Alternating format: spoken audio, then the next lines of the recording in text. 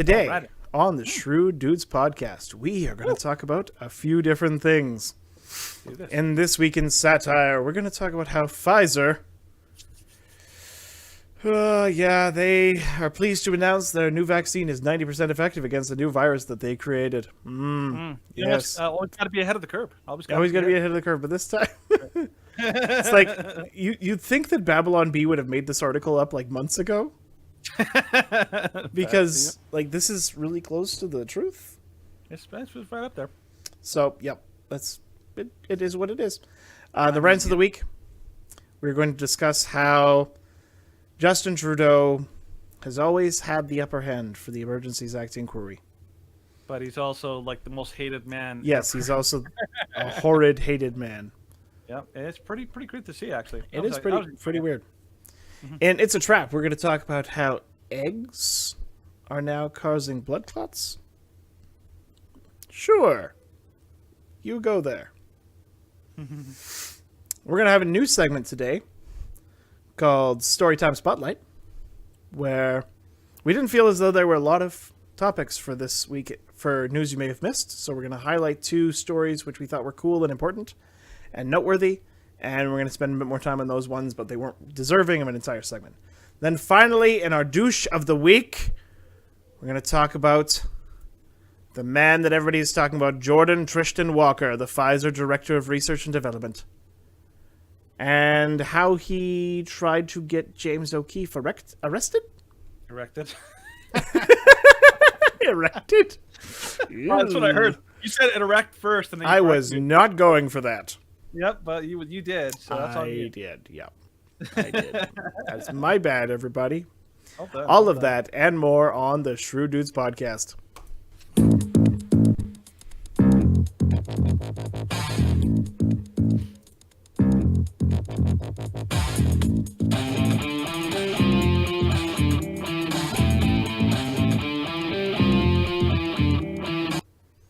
Alrighty. So, how are we doing today? Doing wonderful, man. How are you? All right, just give me a second. It's going to play the thing on YouTube, and then it's going to mute. Today. There we go. We're all good. We're all good. I don't know. Fine. Yeah, it doesn't let me mute the video off the bat. And so, yes. I will be watching the chat on YouTube. Why is it giving me the option to hide the chat? I don't want to hide the chat. Show chat. Whatever. Don't care. This is all very silly. Anyways, so for those who want an update on Tuesday. Oh my gosh. That was crazy, actually. It was crazy. I legitimately did not know what happened to you. I was like, oh yeah. Here's my thinking. I thought, because what I heard was just like a bunch of like, bleh, and all I could think is I knew you had a drink. I was like, okay, maybe he was drinking, and it went down the wrong pipe, and you kind of like were like, bleh, you kind of caught yourself. That's what I thought initially. I didn't realize that you actually like full on you Ralphed. Like, oh yeah, full on Ralph. Oh, it full on Ralph. It was like hokey Dinah. Like, and you can watch in the video. I'm like moving my drink, and what I'm doing there is I'm actually like I felt something coming on, and I'm like, it's not enough time to text Steph to tell her to bring in the puke bucket. Yeah. I love how you guys actually have a puke bucket. I mean, it makes sense. You guys are family, so yeah, 4 kids. Yep. Viruses and germs come through the house frequently, so there's puke. Makes Anyways, sense. And so I'm like, I don't think there's enough time, and so I'm like, all right, well, I have 2 cups of water because Steph gave me a cup of water and a cup of iced tea. So I'm like, pour the water cup into the iced tea cup because the water cup is bigger. And then as soon as I move the iced tea cup, then it's like, bleh. That was like, oh, that was such perfect timing. I couldn't believe it. Yeah, it was. All your years of dad training has paid off. It did pay off. Paid off rather well. Well done. Well done. So, it just is what it is. No, I'm glad you're okay. I am doing fine. I also have a little bit of an update. So, and this is on me. I kind of jumped the gun a little bit too quick. But like to be fair, I do try to like look into follow up on things that I did. So I looked up that I followed up on a story about the the blockage on Deerfoot. Yep. And police actually gave when I read it, I was like, okay, that actually sounds plausible. Okay. Like apparently they said that some pedestrian tried to cross the road and he got run over. It was a Ooh. fatal collision. And I was like, okay, that actually Yeah, can't be because that possible. wouldn't. Wouldn't create any obstruction. They just basically have a dead body, And then of they'd course- they'd have to like make sure and clean it off, and Yep. yeah, that actually does was make sense. plausible. I was like, that's actually plausible. Whereas, Yeah. because when I thought like like a vehicle crash, you'd have vehicles there. You have emergency vehicles of all kinds. I'm like a pedestrian, probably not a big deal, right? So, I was like, yeah, I kind of jumped on the they're up to something like nefarious, but I'm like, no, that actually makes Yeah, sense. So That does sort of make sense. I kind of deleted it afterwards because I'm like, you know what, I made a mistake. But to be fair, and we'll talk about it later today, is sadly, this is where our media, government, all of our authorities have kind of led us to the point where you're now super suspicious of everything. Everything. That does, and you always assume the worst case scenario because you don't trust them at all. Yeah. And so I'm like, yeah, it's something that we're gonna have to keep our eyes open for because the environment that they've created has basically made it so that you immediately think like, okay, something's up. What is the government up to? Because you're constantly on the lookout. Okay. So, yeah, that was my my experience. But you know what, I'm always willing to kind of admit when if I feel like I'm wrong, I'm like, you know what, I'll admit it. I think I was wrong on that one. Yep. They actually had decent excuse. So Humility and wisdom. humility. Exactly. I'm the humblest man on earth. And that is rejection of humility. Actually, somebody made a joke about that, about how Moses. It's like that's why Moses could never have written the Pentateuch. I'm like, why not? Because like, there's no way he would actually write the words. Like that Moses was the humblest man on earth. It's like, well, clearly he can't write that. Clearly, he can't write that. It's true, and actually, that was the legitimate argument for saying that somebody else wrote at least that part of the 5 books. So, anyways, let's talk about what's going on today because Indeed, the news was a little crazy today. Yeah. Crazy. Well, let's jump in first before we go into all of that. Let's jump in first to This Week in Satire. So Pfizer pleased to announce their new vaccine is 90% effective against the new virus they created. And I will apologize in advance. My children mess around with my things, and I believe they broke my mouse wheel. So scrolling is going to be a little bit of a pain, and I apologize for that in advance. Happy. So, Pfizer Inc. dropped their new COVID variant and accompanying vaccine Thursday at midnight. Much to the delight of CDC officials, their new vaccine is reportedly shown to be 90% effective against the COVID variant that Pfizer created in their lab. First, there was the dream, and now there is reality, said Pfizer CEO Albert Dirty Bertie Borla from his planet-orbiting space fortress. They said it couldn't be done, that it was unethical, but we showed them. Yeah, he reminds me of like sitting on top of like in the space station like. Oh Danny, we need to like go through like evil. How laugh. to do an evil laugh? Exactly. I was doing a sarcastic evil laugh, not a legitimate evil laugh. If I do a real evil laugh, you'll know it. Then do it. Okay. All right. It's passable. All right. He elaborated, a new variant is scary. That's why we wanted to make sure the vaccine was ready to go right away. We had a lot of experience from causing myocarditis and then treating it, which was a big help. I am transitioning from Albert Bourla into the vampire Count Dracula. Albert Gula. Albert Gula. I love it. Pfizer scientists have been working double time to get both products ready for simultaneous release using a process they call directed evolution. First, this is Dr. Dumas. We create a new virus variant, explained Dr. Dumas, Pfizer's head of bioweaponry. And then we get tons of people sick on purpose. Ta-da! Directed evolution. Experts suggest Pfizer's radical approach to virus treatment may be tantamount to an abusive relationship, but that's okay because we probably deserve it. I'd suggest we investigate this immediately, said Congresswoman AOC, but I don't want to burn any bridges. I may have to get a job there someday. That's actually really funny because I was listening to a podcast today and the guy was talking about how it is such a common knowledge that people from the government constantly will basically start working for Pfizer or for some like pharmaceutical that is pretty much like now an open secret. And I'm like, yeah, that actually like Yep. tracks. That tracks. Jeez. Mm-hmm. Oh my goodness, it's crazy out According there. to sources, doctors across the nations are looking to boost their business with similar attempts at directed evolution. First, I break their kneecaps, and then I bandage them up. Medicine, said one Detroit doctor. Yep. Well, if you're wondering what that story is from, we're going to address it in the douche of the week, which is our final segment. You're gonna have to wait. But You're going to have to wait, but it is worth it, so make sure and check it out. But we cannot stick to satire all day long. But I guess we could talk about another joke. This one wasn't satire, but it was so funny. It was funny. So A&W Root Beer mocks Eminem's woke decision to pause use of spokes candies. So A&W Root Beer released a statement on Tuesday that it was a veiled mockery of Eminem's decision this week to pause the use of its spokes candies, following political criticism. America, let's talk, Eminem said in a statement on Monday. In the last year, we made some changes to our spokes candies. We weren't sure if anyone would even notice. We didn't even think that it would break the internet, but now we get it. Even a candy's shoes can be polarizing.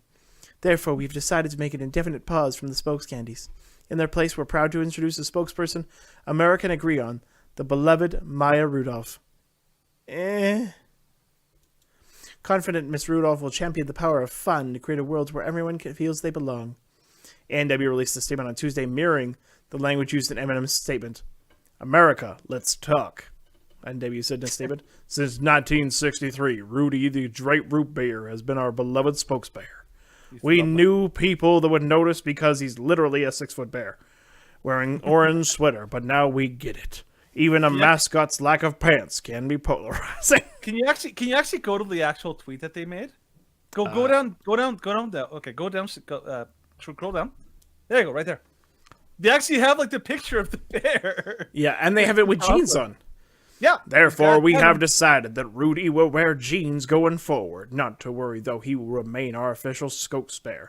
After all, he is unbearably... it's a pun. It's so fun. It's Cute and good. impossible to replace. We're confident Rudy will continue to champion good food and good times for many years to come. But now in denim. See, there's been so many good restaurants out there that have made some incredibly funny jokes. Like Wendy's. Wendy's was like the king of like trolling for so long. Like the Wendy's Twitter account or whatever. Like they were just killing it for a long time. So this is how do you make a positive, lighthearted kind of like cultural moment where I think everyone actually thought like you know what, A&W, well done, because like it was so stupid. M&Ms, they're like, well, everything we do is getting us in trouble, so we're just gonna like not do anything. It's like, yeah, you guys are idiots. Like it's not. You guys are idiots. It's not hard to figure out why people are like in mocking you. Even like they took like Tucker Carlson and his comments on his little monologue on Eminem, like the female Eminem or whatever, and they thought it was serious. Yep. And I'm like, did you actually watch it? Like it was clearly satire. He was mocking the whole idea, and they're like, oh, he was talking about how he's getting totally turned on by like M&Ms with like stilettos, and it's like, no, you guys are dumb. No.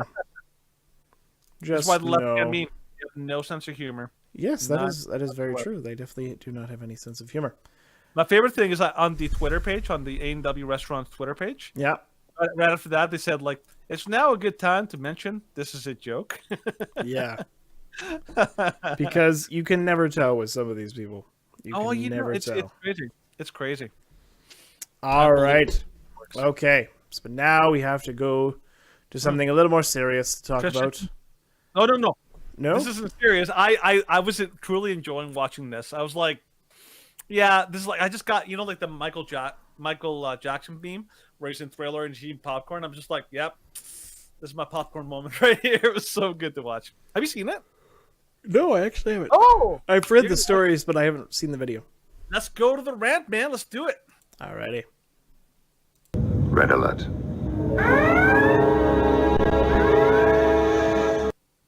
All right. So, from the Post-Millennial, Justin Trudeau swarmed in Hamilton by protesters calling him a tyrant, demanding his resignation. Protesters waving Maple Leaf flags and carrying signs that read F. Trudeau and "You effing tyrants" and resign at the embattled Prime Minister. Oh, you have to go to the actual go to the videos. They have like they have a couple videos. Okay. So go down. Here's the first one. So this is okay. Just to set this up in case people didn't see this, including Stephen. So what happened was, actually, go down to the bottom to the bottom video. It'll kind of help you kind of see the set here, right there. That video. This is when he first arrived in Hamilton. Okay. Okay. So play this.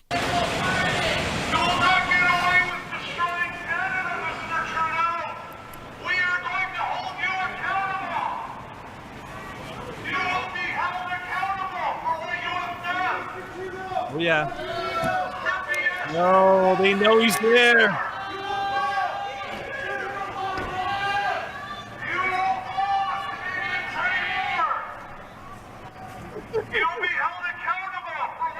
Oh, it is on. We don't accept China here. You're deadly communists. You're globalists. The World Economic Federation. Your job is to serve us, not the communists, not the globalists. We can probably stop there, I think. It's to serve. But so you got to see the stage here, right? Yeah. He's like thinking, okay, he brought his whole cabinet. They all got together for a little liberal conference to start getting together. So now you can actually go to the top, I think, the top video. And so what happened was the protesters arrived, and they basically surrounded the restaurant, and they completely surrounded the restaurant, and they were like it was on, right? But what happened was, what was it called? What happened was, while they were in the restaurant, the protesters were in the front and the back, and they were just trolling, and they basically went pretty nuts. So you can play that video there. So this is him trying to walk from the restaurant with a couple of friends to try to help him get across the street.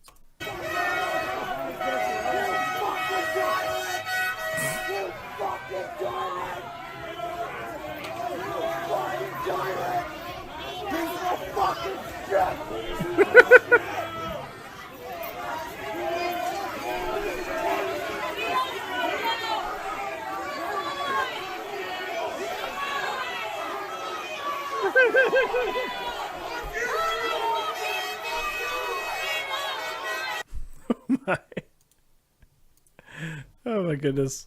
I know, it's great. It's great. Play the next video. That one's really good too. All right.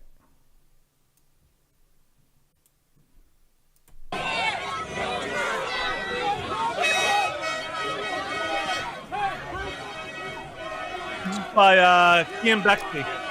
Yeah. Well, and you can see Alexa right there. Yep. Alexa LeBlanc.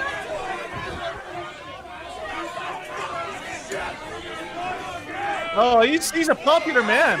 Yep. Very, very popular. Very, very popular. By the way, can you? I just posted the Harrison Faulkner tweet. This is important because it shows how funny this whole thing was. I just put it on the Discord, or does it make more sense to put it on Facebook? I have to minimize you if it's on the Discord. No, so I'll put it on Facebook also. that's right. You will. I will. So what happened was, this was like such a funny protest, because what they did is they had an entire, man, they just totally lit it up. And they had some really hilarious things that they did, including the one I just kind of shared with Steven here, where they brought something inflatable. Oh, the duck. No, not the duck. Oh, the sheep. Like, the play sheep. It. Play it. Yeah, play it. It's so good. Okay, I have to just bring it into this one. Okay. Yeah, so basically what they did, they had a whole setup and a whole, present that they're very good at presentation. So play the put it on screen. Input sample.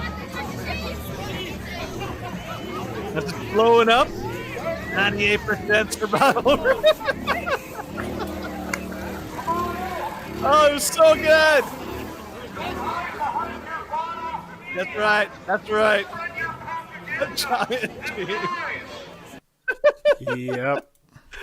It was so good. Like they did such a great job of trolling Trudeau, of course, and all that.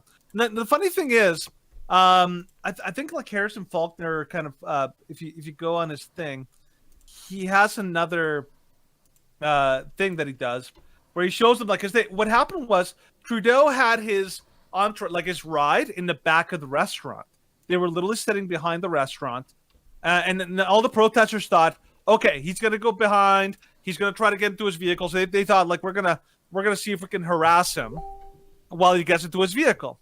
But instead, they tried to pull the switcheroo and try to sneak him out across the street to the hotel where they took him, while the protesters were in the back, thinking like, oh, they'll never catch us. We're too smart. But like, nope, they were quick, and that's when they found him. So like it was crazy. It was like very unexpected, totally unexpected thing that he pulled off. So keep going down. Right. No, a little more. Almost there. No, keep going. Down. You'll see a parking lot. There. That parking lot right there. The parking lot. This one? That was it, yeah. So this is like the protesters were basically like surrounding his vehicle, hoping that he would come out and they can like accost him right there. So Yeah. So this was the whole thing, obviously. Yeah. And the fact that he needed like like his security force army around him shows how much people hate this guy. It's true. And this is like a totally impromptu, last minute kind of thing, and people just got together and did like a crazy protest. This man is so hated in Canada. There's a reason why we looked at polls recently where he's got like what was it like 54% of Canadians think that he should resign, and like more Canadians think he shouldn't be prime minister. So, most hated man in Canada, and he knows it too. He's actually trying to say like, oh, Canadians don't want a 2023 election. Like, yeah, you speak for 12% of Canada. That's the amount of people that actually voted for you, is 12% of Canadians. But, like it's crazy how much he thinks he can get away with all this kind of stuff. But the funny thing about this man is that he is so completely like tone deaf to what people want that I didn't even find out until this week that he basically abused his power once again to get a special exception for him and his cabinet in regards to the commission's findings, and that's in the next video. Okay. Now go to the what's the mark? I think it's the 117 mark. The 110 mark. 110 mark. Okay. Because they basically like this is a guy named Fly Do Something. This is a guy who just kind of started in his basement, and apparently now he's got like a crap ton of like subscribers and kind of went big. So he's good. A lot of people go on his show because they know that he's going to get some coverage. Okay. So here he is come interviewing. up with a ruling that on February 6th, Justin Trudeau's cabinet themselves are going to get this in secret, and they're going to be able to review this, or I'm not sure what they're going to do with it, until the 20th when it's presented before the Parliament. Sure, it's highly unusual and deeply concerning. And, the way the Emergencies Act is structured is the Parliament that brought it in many decades ago believed that it was such a dramatic, powerful tool where the government gets to write itself a blank check over your rights and freedoms, empower itself to freeze bank accounts and seize your property and so on, that if the Emergencies Act were ever invoked in the future, that the express wording of the act says that the government must appoint a commissioner, a judge, to hold a public inquiry. And this is in section 63 of the Emergencies Act, if anybody wants to look it up. And then 63 sub 2 says that the commissioner must prepare a report and on his findings and lay it before the parliaments of Canada, so the House of Commons, the Senate, and each of the provincial legislatures, so the legislature in Victoria, British Columbia, Edmonton, Alberta, and on it goes, and must do that, complete that within 1 year of the revocation. So that's coming up, and there's a requirement under the Order in Council, of course, that appointed Commissioner Rouleau to hold the inquiry, that he file that report within 1 year. However, there's another clause, and it says it's You can pretty much pause it there, Steve. on page 4. Because he basically, like, so the main thing that you need to know is that, like, obviously the commission, like the actual, like, commission on invoking the Emergencies Act is mandatory. You mentioned something before, right, Stephen? That that like the judge that was appointed is related to Trudeau, isn't he? Yeah. Well, not okay. He's related by marriage. Okay, so can you walk people through that? The judge is Justin Trudeau's uncle's brother. Okay, so he has a family relationship to him, Yeah. not by blood, but by basically by marriage. Because Pierre Elliott's Justin Trudeau's dad, Pierre Elliott, his sister is married to the brother of this guy. Yeah, which, when you look at it, that is insanely like unethical to Massive questions in terms of corruption. because he himself gets to choose who the judge is, which shouldn't be a thing. If you're going to like appoint the judge that's going to scrutinize you, you shouldn't get to choose that. That should be like pretty evident. Now, one last thing can you do on the Clyde Do Something YouTube? I don't know if you're still on the Yeah, I'm YouTube still on it. page. Okay, go click on the Clyde Do Something, just like his channel, like his channel thing underneath, Okay. and go to the video that says Trudeau says Canadians don't want the 2023 election, Okay. and just put that one on really quick. Just put like the first, yeah. So like Clyde Do Something. This is something I noticed before he dropped that video. So like the fourth video there. This one. Yeah, just play like the first. Ladies and gents, welcome back. You may think that Canadians are ready for an election this year. You might look at the poll numbers and you might see, hey, it looks like Canadians are looking for a different kind of leadership in this country. But you would be wrong, according to Justin Trudeau. Sorry, I almost got that out with a straight face. Will there be a 2023 election? Trudeau says no one wants to plunge into a campaign. Translation: we don't want to lose, and we would. Now, this looks like one of those fake screenshots that you see all over Twitter. Yeah. So that's the point. The point here is that this is all good news because Trudeau, we were seeing all of the signs that are showing that Trudeau is like, he's got nothing against Poilievre. All of the ammunition he could like wield against Andrew Scheer and against whatever that second guy's name, I can't even remember his name anymore. Aaron O'Toole? Aaron O'Toole, thank you. That's gone. Like, Pierre is basically immune to all of his attacks, and he is killing him in Ontario. And so Trudeau knows that he's got a very formidable enemy. He also knows that he is insanely popular, as we just saw in Hamilton. And this is why every single time he visits Alberta, it always has to be a secret visit, because he knows he's going to get massive protests if he goes, like, if he announces where he's going to be. And this is why he's tossing out all of these things, like the gun control thing, the Bill C-11, all this kind of stuff. Guy is basically a wounded animal that's been cornered. And of course, he's not holding back anymore. He's just going nuts. But it's starting to get to the point where it's getting pretty obvious that Canadians are done with him. The Liberal Party might be done with him too. And the reason I this is all good news is because there's a chance, like, not only that he might be might be out, but that he might be out of politics, like, permanently, because he is so incredibly unpopular that the Liberal Party itself might actually, like, decide we can't win with him, and so they might actually dump him. And so this is all good news. Mhm. Yeah. What do you think, Steve? No, like it's definitely good news that public opinion is going against him. Mhm.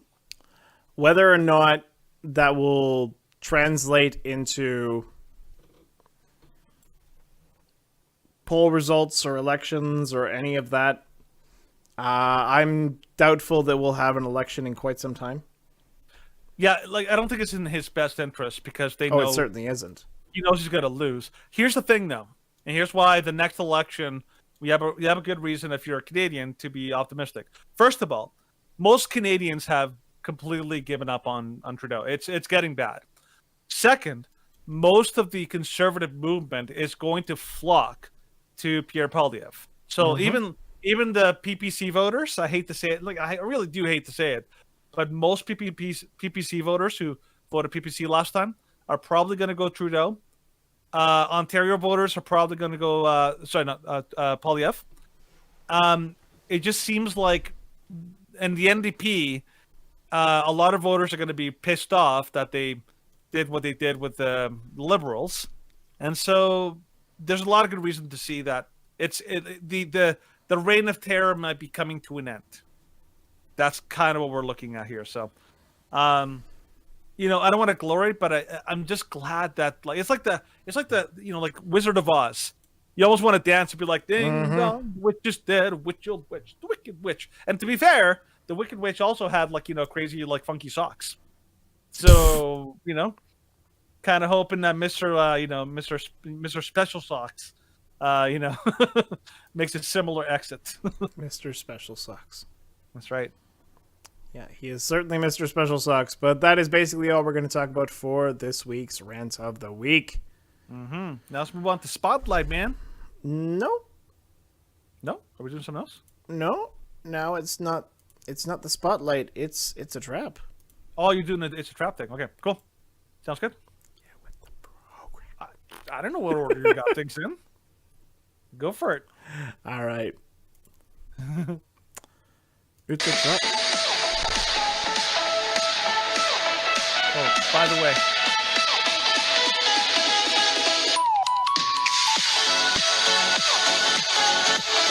Now we're good? Okay, cool. Not starting with this story for this story. We're starting with the MSN story, remember? Fine. No, seriously. I'm like, there's a reason why Okay, we fine. did it in this order. All right. All right, so, do you want to introduce the concept? And then, No, you go for it. It's your story. Okay, so here's a very simple. Here's this week's It's a Trap. Okay, here's the concept. Now, during COVID and during the last 3 years, there have been so many fake news stories everywhere, from the American media to the Canadian media. They've lied to us about everything. They lied to us about the Freedom Convoy. They lied to us about the jibby jabs. They lied to us about everything, right? So most of the people who have basically figured out what's going on, the truthers, they've now overcorrected, right? And I'm among them too. There's so much distrust, so much complete where if the media says something, you're going to believe the complete opposite is true.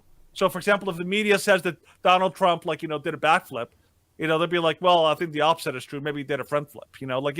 It's that natural overreaction because you believe that they're basically compulsive liars, pathological liars, and so you just think, oh, everything that they say is a lie, and then you start to believe the stories on the opposite side.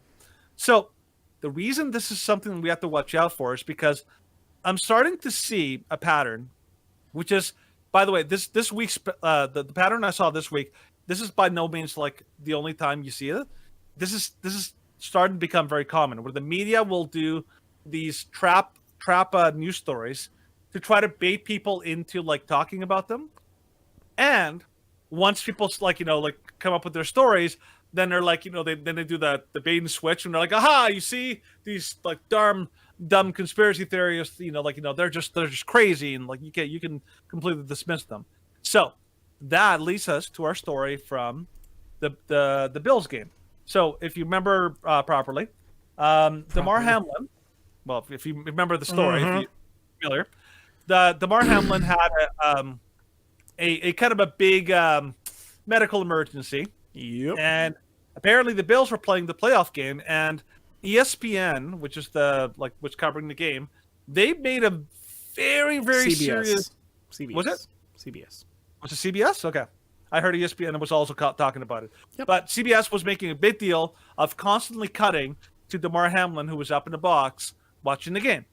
However, they didn't really show his face. And even the shots that they showed of him were very vague, to the point where pretty much anybody could have been dressed up and was Damar Hamlin. So, so read the story here. This is this is MSN, trying to talk about how here we go again, the conspiracy theorists. Okay, so the last thing NFL fans needed after Damar Hamlin's tragic collapse on the field was yet another baseless conspiracy theory surrounding the league and its players. Even years later, hand-wringing over instances like Deflategate or the no call on an obvious pass interference in the NFC Championship in 2019 seems unnecessary. But this conspiracy is different. Just weeks after his near-death collapse, fans and media personalities are taking upon themselves to make claims of body doubles and foul play that are utterly baseless. Bills quarterback Josh Allen was asked about these unfounded rumors on ESPN's Kyle Brandt's Basement podcast and made it clear he has no time for these bizarre claims. That's stupid, he responded when asked about conspiracy theories, seemingly unaware of the growing discourse around Hamlin's appearance at the game. There are mainstream outlets pushing this? Mm-hmm. So, and then... So here, in this next video, the YouTube video, the one I kind of shared with you. Yeah, this one.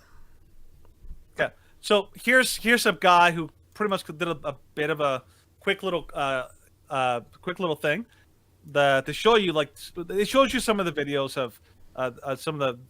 of Damar Hamlin at this game. So go for it. Okay. Appearance at the Bills game yesterday, Hamlin's homecoming was tainted. That he was not at the game on Sunday. Sort of body double. Tweeting a picture of his new mural with the caption, "Clone." Yeah. What is going on with the internet right now? Originally, I wasn't going to make a video on this. Yeah, so you could tell what's going on. Now they're coming up with a story like, oh, here we go again. The crazy conspiracy theorists are at it again. Here we go, and it's nuts, right? Because here's the narrative. After Damar Hamlin had a very, very public and very completely undeniable emergency on the football field. Emergency on the field, yep. All of the truthers started coming out and saying oh, it's vaccine. Now, just to be clear, both sides came up with their own theories. The truthers came up with the theory that the vaccine may have been involved because there's a lot of legitimate stuff out there that might suggest that may be related. The media came up with their own theory, and again, these are both conspiracy theories, but they're both theories about what might have happened. They came up with a super rare condition that is implausibly difficult to happen and super rare. To the point where it happens, what was it, 1 in 200 million, Stephen? Yep. Was the number that we came up with? Yeah. 1 in 200 million chance of this thing happening. But the media ran with it. So it sounds very suspicious that now they're coming up and he comes up all covered up. So have you heard about this story at all, Stephen? Did you hear what happened, or Damar Hamlin at the game? Of course. Yeah, so you heard about what's your take on it? Well, the first game and the second game. The one where he collapsed, or this one here. Yeah. There's enough people that, because the first video, the camera doesn't show his face well, but he's not wearing anything covering his face. You'd think that enough people would be filming that somebody would get an angle of it. Yeah. And if it wasn't him, then somebody would have been paid a lot of money to kind of be there instead of him. Yeah. I think the Matt Walsh probably had the most plausible scenario, and I was like, you know what, that actually sounds really, really plausible. It would cut through everything, it would basically utilize Occam's razor style logic. He basically argued that maybe the fact that he was wearing something on his face was on purpose, because maybe he had something happen to his face, maybe like some effect from like the thing, like a stroke or whatever. And he's not ready to kind of like show himself in public, but he still wanted to be there to support his team. Yep. That sounds plausible. I'm like, yep, that sounds about That's right. plausible. I can see that happening.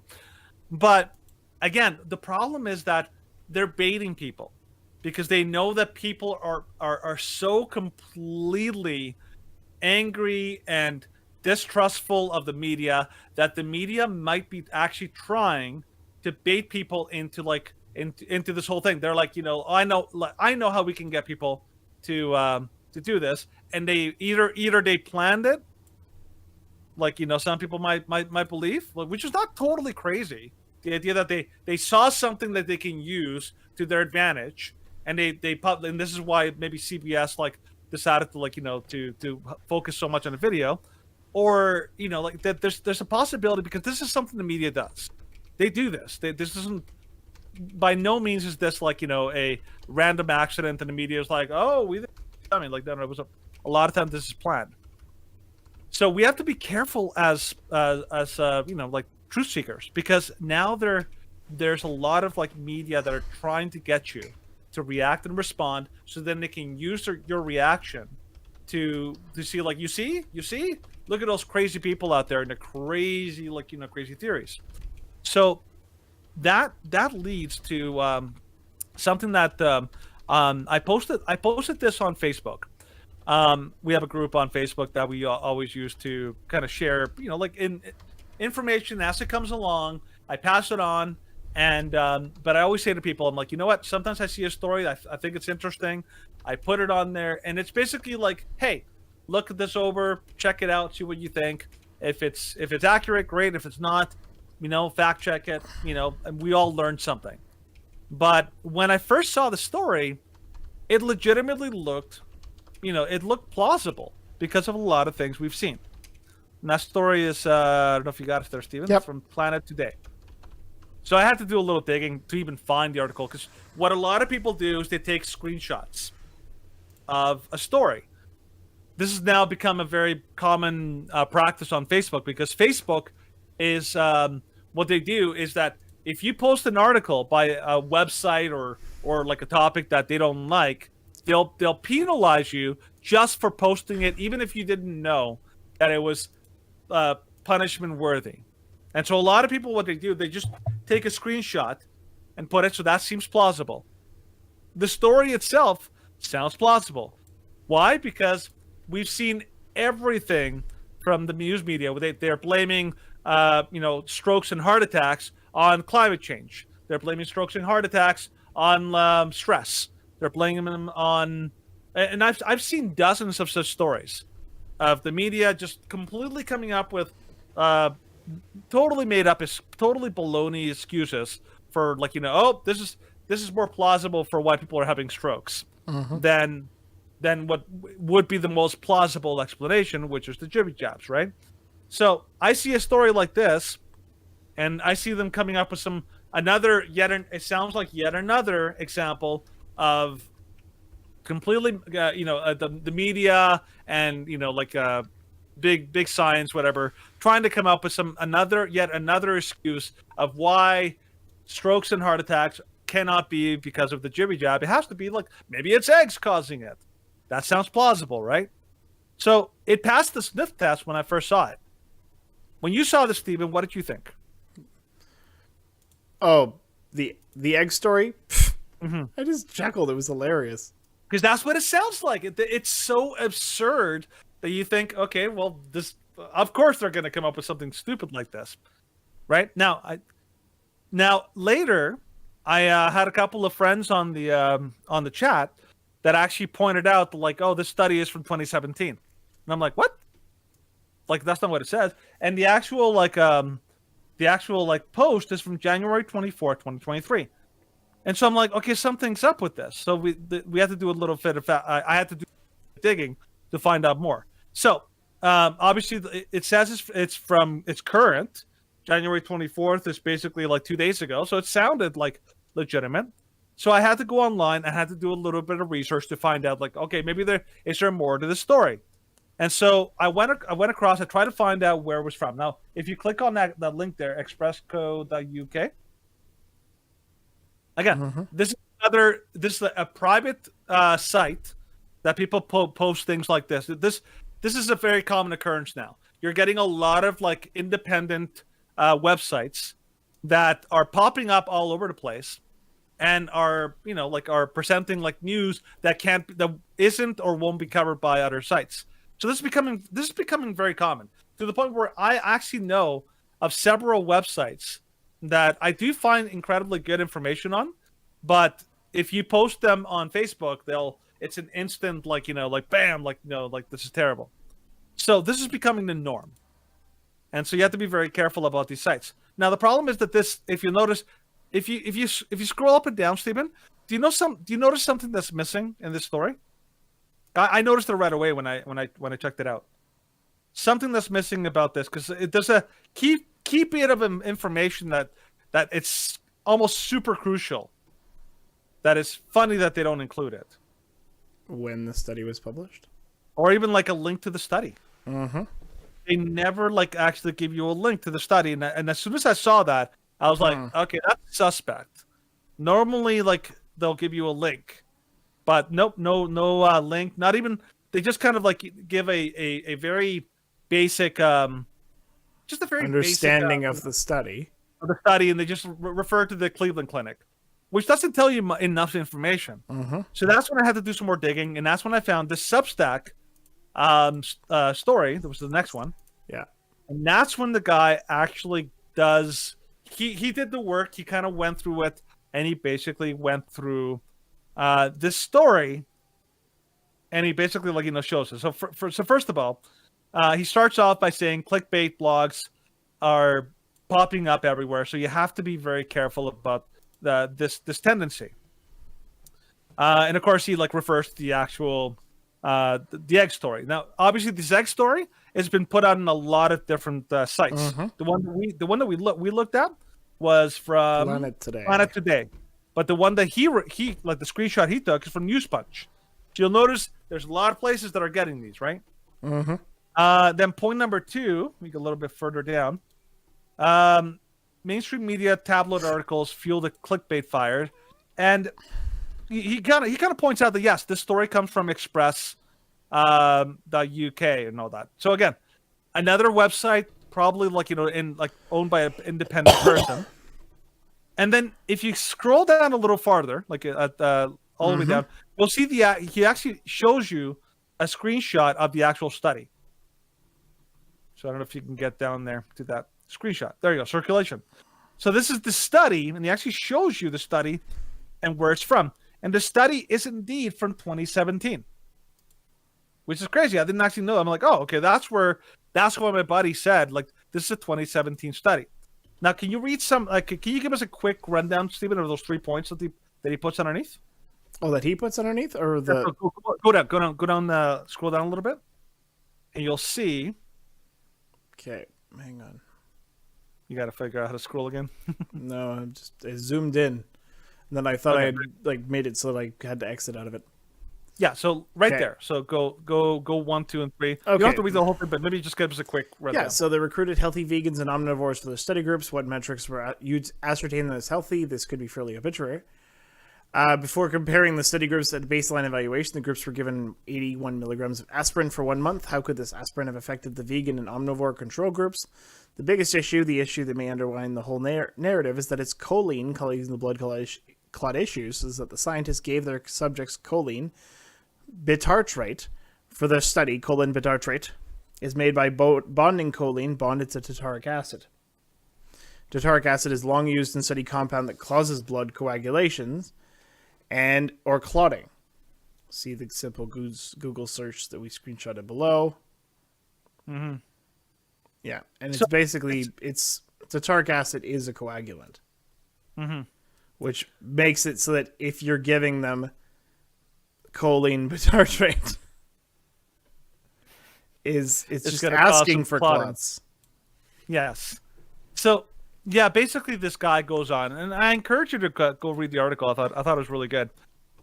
He basically goes on and says a couple things happened here. One, they were misrepresenting the study. The people who posted this thing, it was not actually. The study wasn't actually showing that the blood clots were caused by any vaccine. It was totally unrelated. And the eggs, and even like the way that they presented the study about how eggs are causing this. I'm like, well, no, because it's completely unrelated to what we're seeing now. So this is a good example of websites that are trying to get clicks by tapping into a market that they know is going to click on it. So people who are truthers, who are normally used to seeing the media come up with these crazy the media coming up with these crazy conspiracy theories, like Blue Anon theories about how, oh my goodness, it's not the Jimmy Jabs, it's polar bears. Polar bears are causing the heart attacks. They come up with everything, right? Yep. So they're banking on people like that, easy targets, and people fall for it and they share it. This is part of the way that the media comes up with this misinformation, disinformation accusation. They basically, what they do is they try to find stories that are going to discredit or make them look bad, and they use these to weaponize it against them. See, you see, they're dumb and they're idiots and they don't know what they're talking about, and they believe anything. So they try to portray people who don't trust the media as crazy, as insane, as stupid, as easily dumbfounded, Easily and foolish. manipulated. Yep. Because then, if you can discredit people like that, then it's easy to tell the rest of the people that they're trying to convince that, oh, you see, you can just ignore them, that they're trying to train people. So this is the trap that we're caught in. On the one hand, the media itself is trying to bait us into talking about these things, and on the other hand, you have all these fake news sites that are trying to bait you for clicks to share stories that are not factually accurate, right? So this is a good lesson, because this is something we have to be careful of. Is they want so much to discredit us that they're using all sorts of disingenuous methods to try to get you to fall for their little tricks and their traps. And this is becoming very, very common nowadays, especially right now when the media is on high alert because of the vaccine controversies and all that. You have to be on guard for this kind of stuff. I also have to be on guard for it. This is why I'm very open to when people be like, hey, by the way, did you check that? I'm like, no, I didn't. Let's go into it. So, Steven, what do you think about this whole thing? Do you think this is getting worse, or have you seen this? It's certainly true that they are, you have such a deliberate intention to mislead from so many organizations. And it's not the first time that we've encountered a study or we've encountered a report where they'll say something and then it's well, you dig even a small amount deeper. And it's well, you're clearly misleading people. Look, you're clearly twisting the data as you see fit. We covered this a long time ago, back in 2020, 2021.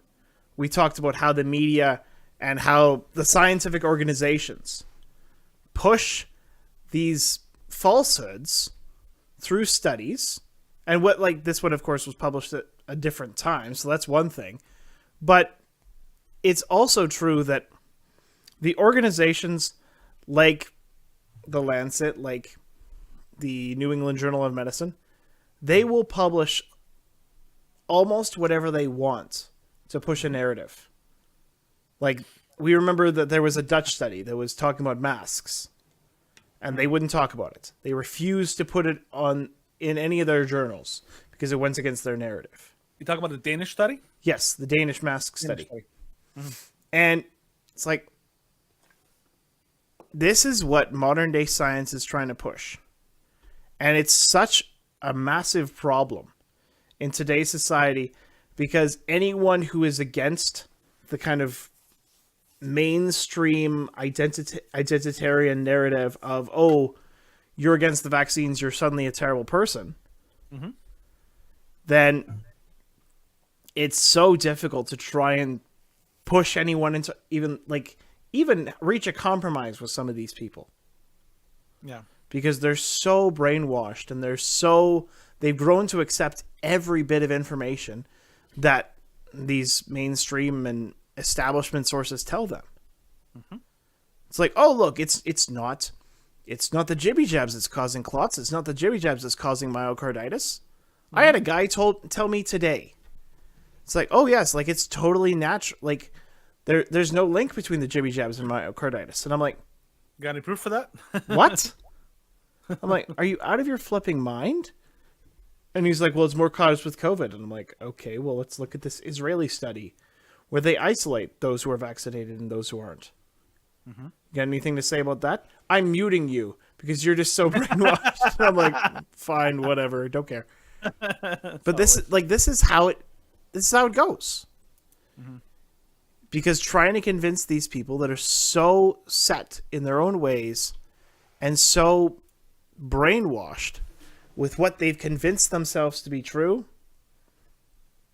it's pitiful, is what it is. It's now we talked about this last year. Mass formation psychosis. Mass formation psychosis, which is basically you have to have the right conditions in place, but you can essentially brainwash an entire group of people into believing whatever lie you tell them, and they're so rapidly convinced of it that nothing, even like the most crazy evidence, will not change their minds. Very common, and this is something we're dealing with a lot right now. But you have to remember, the people who are in charge, the people who are on TV or on the screen yelling about misinformation are usually pushing it the hardest. The ones producing the most misinformation. Case in point, our illustrious Prime Minister, Justin Trudeau, who basically he's getting a sneak peek at the results from the commission. That is not okay. Why is he doing that? No, people can only speculate, but he's a cheater. He will lie, cheat, and try to do everything he can to try to manipulate outcomes that he wants, because this is what dishonest people do. They don't play by the rules. They will do whatever they can get away with. They will do, and they have no qualms about doing things unethical things in order to get what they want. This is what unethical people do. So you have to be careful, because people like that will look for any excuse and will look for any chance to pounce on you. So unfortunately, this sucks. But as a person who's on the right side, who's a truther, you have to be far more above reproach than they do, because they basically have the advantage that the media and all the people around them are going to completely ignore and completely play cover for them. But if you do something wrong, then they're all going to pounce. So yeah, it's an encouragement. First of all, we can all make mistakes. I encourage you to always follow up. Always go that extra mile. Look in to see if a story is actually accurate or not. This will help you too, because it'll also help you to be quicker to point out I don't think there's something wrong about that. I'm like, oh, I don't know about that thing. You'll become better at it, and it'll be much easier to pick out the lies from the truth. Yeah. Case in point, I don't know, Stephen, if you saw. I'll end it with this. One of the articles that was shared on Northern Lights, the Facebook channel that we have, was by my friend Chad, and it was an article basically where they blamed the unvaccinated for not saying something about the danger of the jabs. I don't know if you saw that one, Stephen. Yeah. Okay. So basically, here's a quick little recap. Hold up, Danny. Hold up. Yeah, go for it. Yeah. I of course haven't looked into this, but I have heard Jeremy, or Conquerworm, as those who've been watching on Twitch know. You said it was satire, right? Yes, that's the satire website. I did look into that. I followed up on that. I went to the website itself. I looked around everywhere I could think of. as far as I know, maybe I'm wrong, but I have not seen anywhere them declaring that it's a satire site. I also went and looked at several other articles in the same area that they posted this one. I couldn't see any satire. Like the other articles did not seem like satire. They seem very legitimate, like opinion pieces about this or that. And so I'm like, if that's satire, it's not. First of all, the site itself does not seem to be a satire site. The article itself may be satire, but they never declare it, and they definitely don't seem to. They try to make it almost like really subtle, to the point where it sounds like something like that plausibly could be somebody saying that. So it's not a satire site, because I couldn't find any evidence that they actually are a satire site. Yeah. And Okay. so now the article itself might be satirical in nature, but neither the author nor anywhere in the article. And so again, that sounds like the kind of thing that somebody would do. Again, another bait. They're baiting you to try to like be like, oh, look at what they're saying and all that, and then they can be like, oh, that was just satire, you idiot. Well, you dumb people think that we're being serious and all that. It sounds like that. Well, like I'm just doing a search for the word satire in that article. The only time it's ever mentioned is in the comments. Yes, but you notice, you see what they're doing, right? Because the website itself is not satire. They never mention that they're satire. It's like that. Yep. It also looks like, okay, if you look at the actual colors, look at the colors that they put on there. Okay? Like pastel and all that. But it seems very, like when I looked at the colors of that website, it looks very much like a I don't know if you could put up the article on the screen so people can see it, just so they know what we're talking about. Yeah, I can But pull it up. the colors of the website itself, they kind of really give you a feel like almost like this is like either a transgender or maybe a Well, it's when you LGBT look at the website about in the about article, it says that we're like they're all about femininity and promoting feminism. Yeah. But but that doesn't actually tell you that it's that it's like satire, right?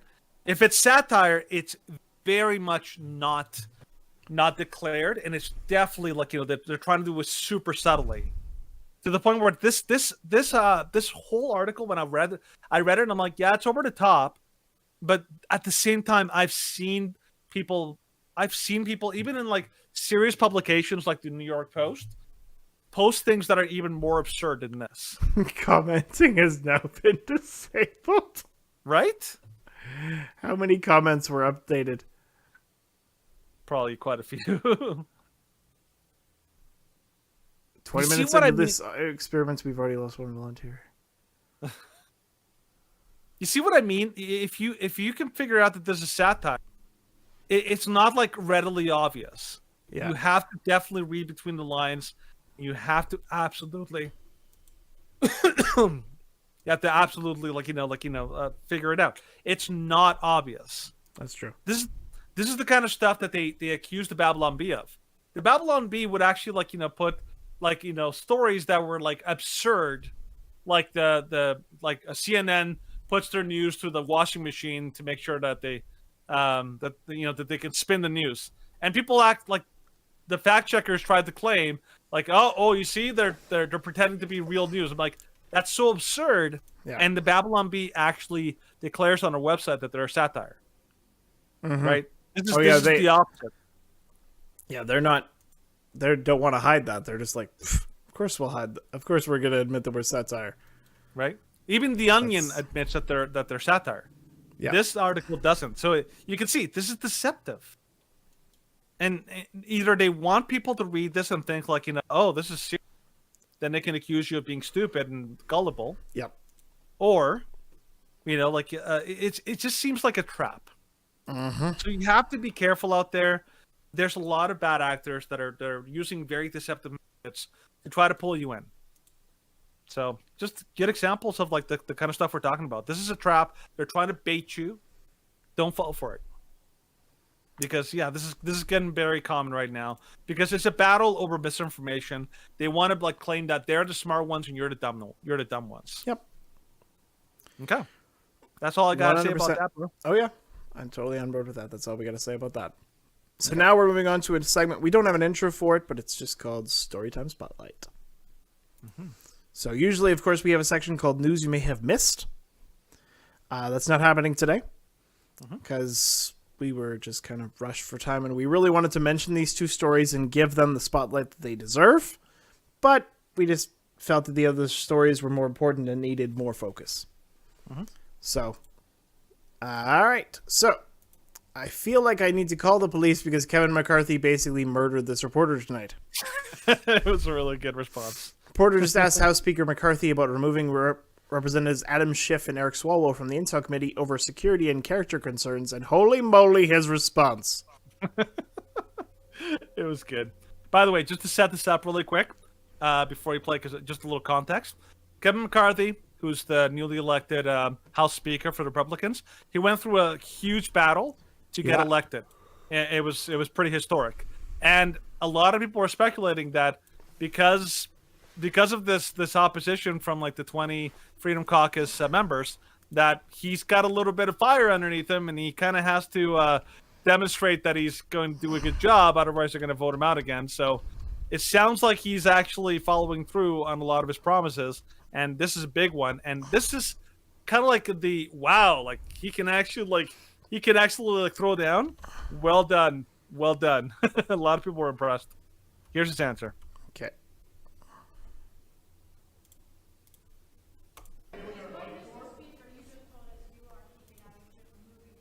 Intel Committee. Is Santos on the Intel Committee? Am I allowing Schiff to be on other committees? Go right ahead.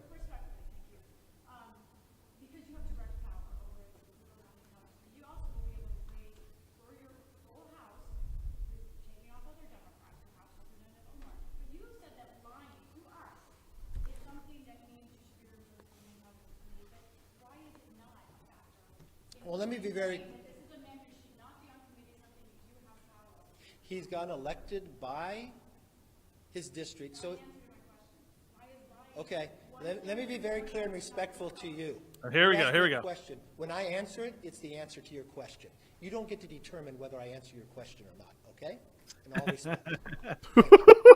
Okay, No, sweetheart. Let's answer her question. You just raised a question. I'm going to be very clear with you. The Intel Committee is different. You know why? Because what happens in the Intel Committee, you don't know. What happens in the Intel Committee, although the secrets are going on in the world, other members of Congress don't know. What did Adam Schiff do as the chairman of the Intel Committee? What Adam Schiff did, use his power as a chairman and lie to the American public. Even the Inspector General said it. When Devin Nunes put out a memo, he said it was false. When we had a laptop, he used it before an election to be politics and say that it was false and said it was the right.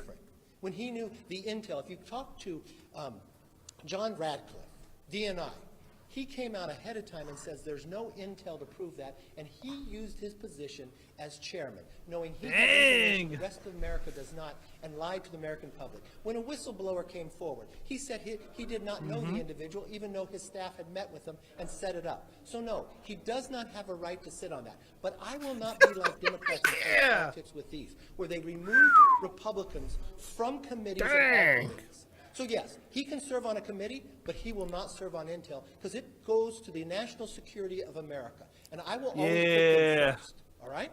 And if you want to talk about Swalwell, let's talk about Swalwell. You don't have the briefing that I had. I had the briefing and Nancy Pelosi had the briefing from the FBI.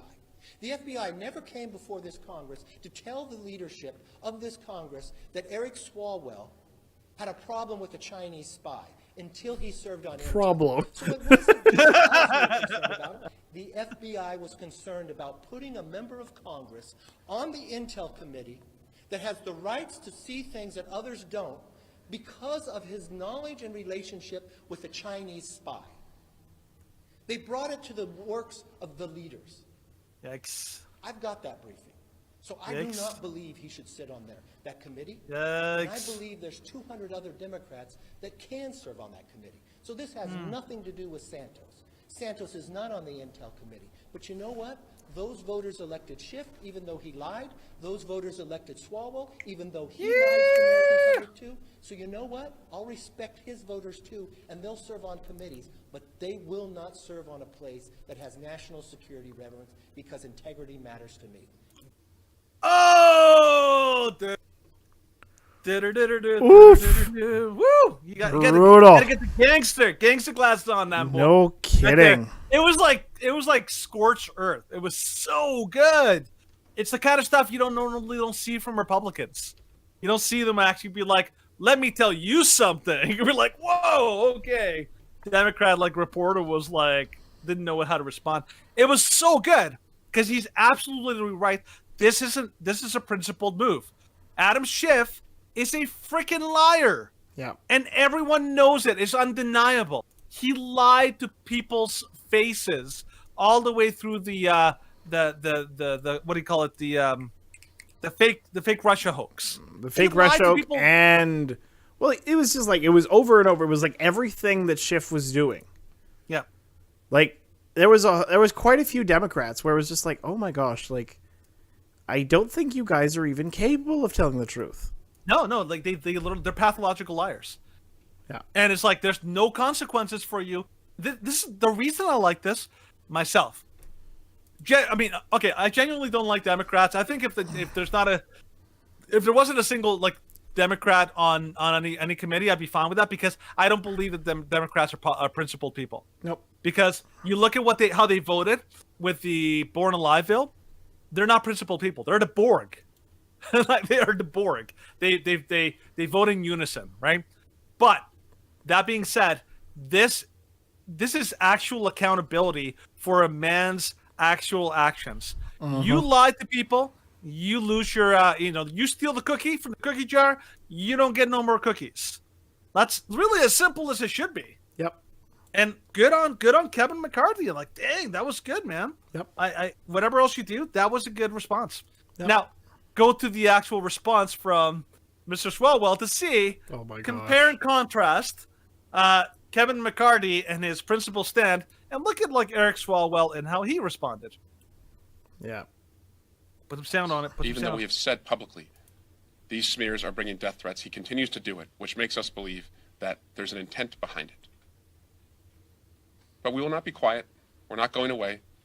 I think he'll regret giving all three of us more time on our hands. But at the end of the day, our mission now is to restore the credibility and integrity of this institution of which the Speaker has so gravely smashed and destroyed. Smashed.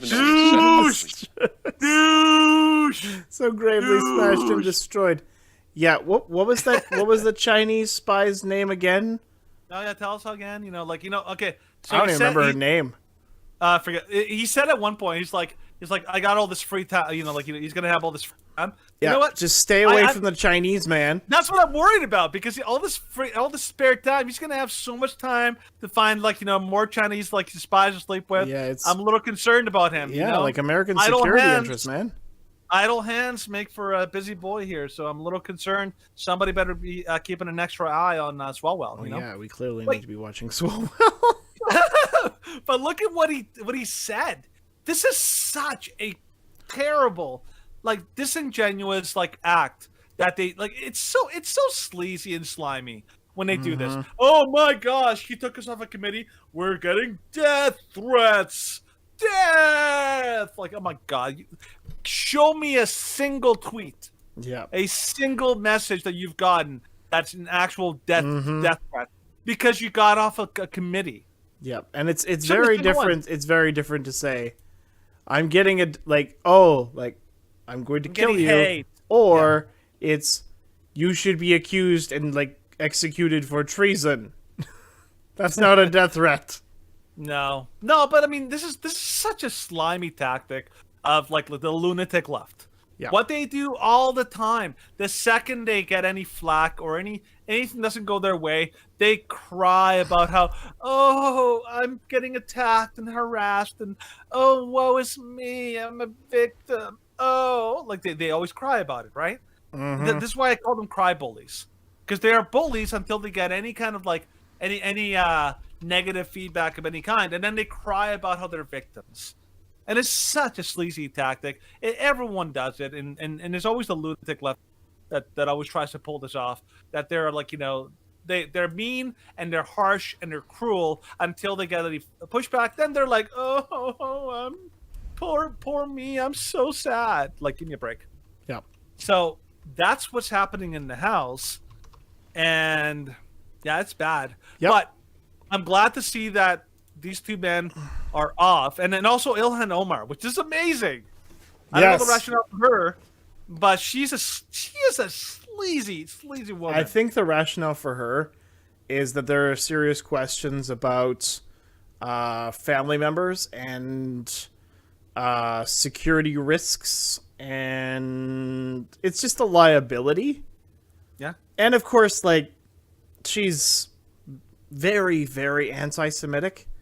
And so there are questions about what her priorities are. Yeah.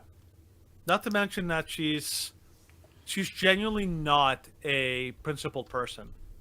And, like, I think what McCarthy said was right. McCarthy basically said, this is not just any committee. This isn't like we're gonna look at the budget, or we're gonna examine policies in the House. This is like intel, which is very sensitive information and very dangerous, information. You need to have very trustworthy people. If you don't, and McCarthy never said that, like, oh, I'm removing these 3 Democrats and nobody else is and putting in Republicans. Like, he's like, no. There's other Democrats that can serve in this committee too, just not them. So these people are just entitled brats who believe that they have a God-given right to, like, serve in this committee. Give me a break. So yeah.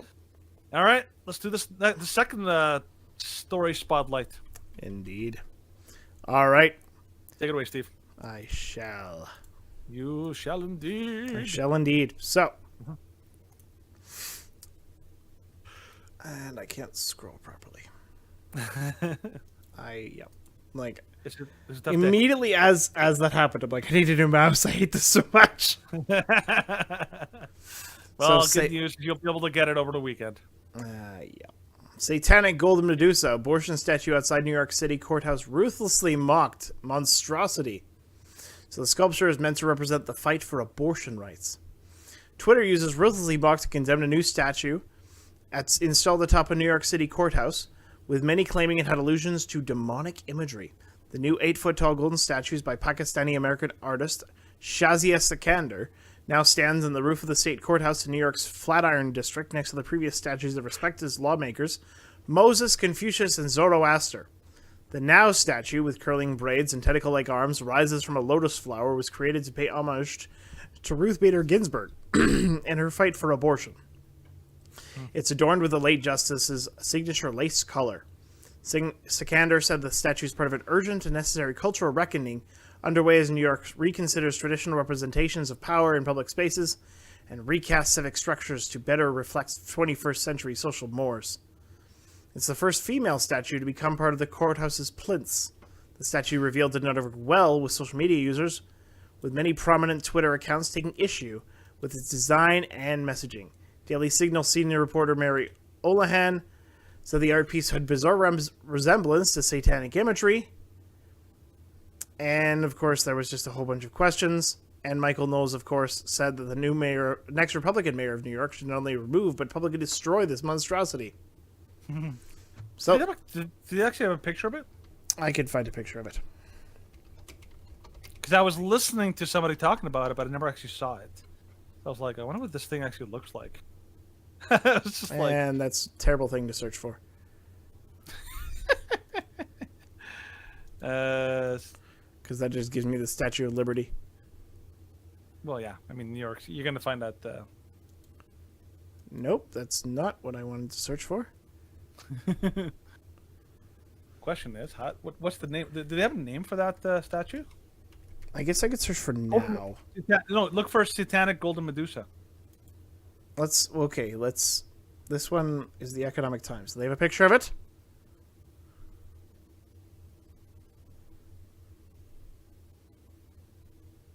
Yeah, there it is. Look up Satanic Golden Medusa statue. Okay then.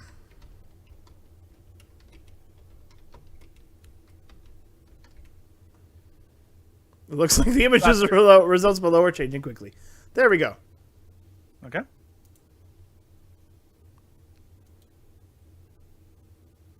Why'd you go there? Because they have a picture of it. Oh, they have pictures. Okay.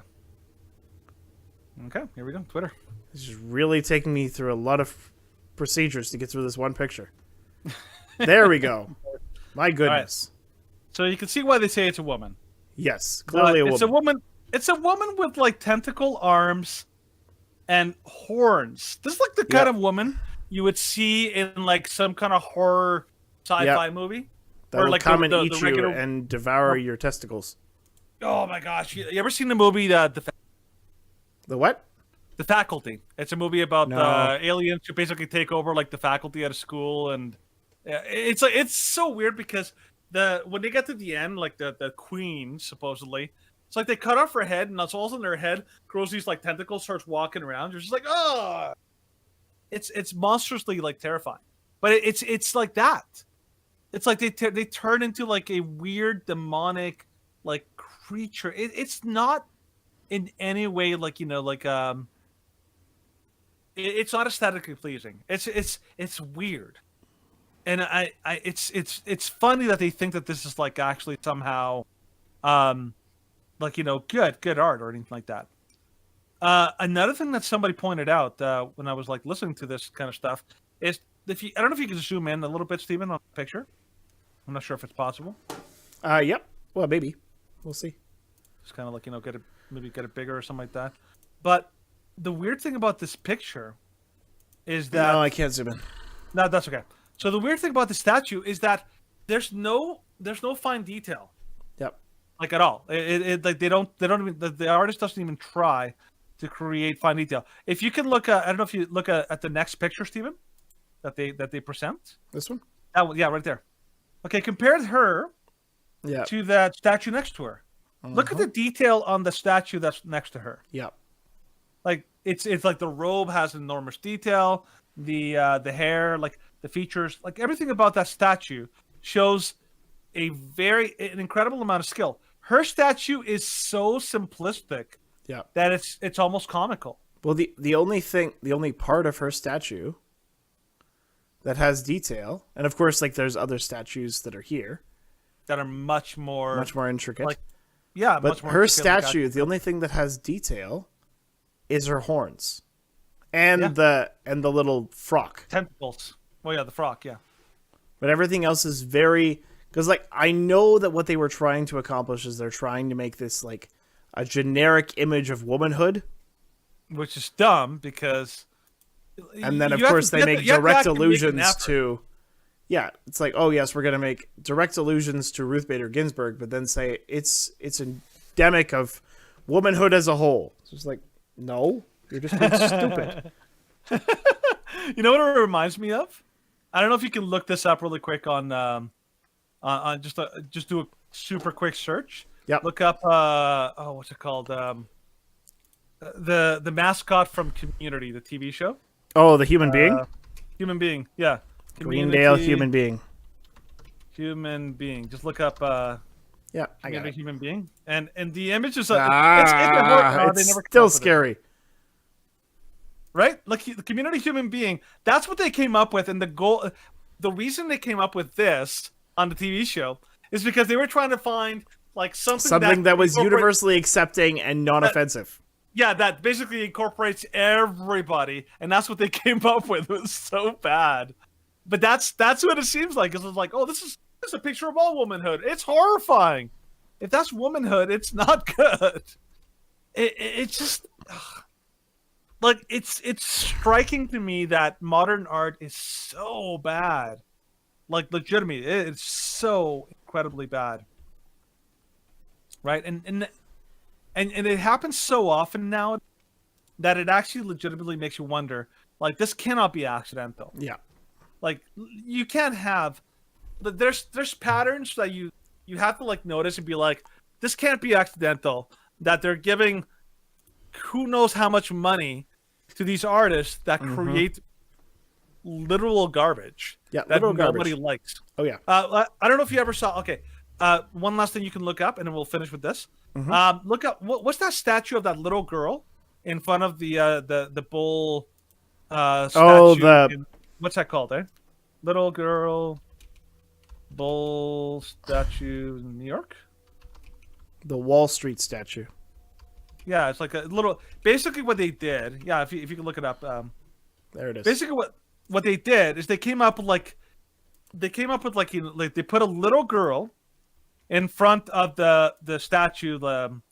It's a very iconic statue of the bull. Okay. Mm-hmm. So the bull itself is and of course they're selling posters. I don't want to sell anything. Yeah, it's on Wall Street. So the bull itself represents like strength and power and all these like features that you think are like, hey, this is like a representative of Wall Street, how they have strength and power and unstoppable kindness and all that. By putting this statue in front of the bull, you've basically transformed the bull itself into a negative. Yeah. Now it's just a rampaging, dangerous animal. And the message with this girl, it's like, I'm standing up to this, but like in reality, it's stupid. You're a little girl standing in front of a dangerous, massive animal that can kill you in a second. Like, what are they trying to say? This statue at least has some detail, but the message is so stupid. It's so stupid. Right? This is modern art. And it's not even art anymore. It's like they want to be like edgy and they want to be like, look at me, I'm sticking it to the man, or like, it's just modern art is a joke. And it's everywhere. It's all over the place, and it's just it really makes you wonder what kind of world we're building, because I feel like somebody said this in a Christian podcast. They basically said like one feature we know about the devil does not know how to create. He only knows how to distort. And destroy. And destroy. And most of these artists nowadays, they don't actually know how to create beauty anymore. All they know is how to destroy and how to like distort beauty. And that's the kind of thing we're seeing in a lot of the modern art. It resembles the satanic characteristic of lack of creativity, because the devil does not have creativity. He can only distort what's already there. Yeah. So yeah. Alrighty. So now we're going to move on to our final section of the day, which is our douche of the week. Let's do this.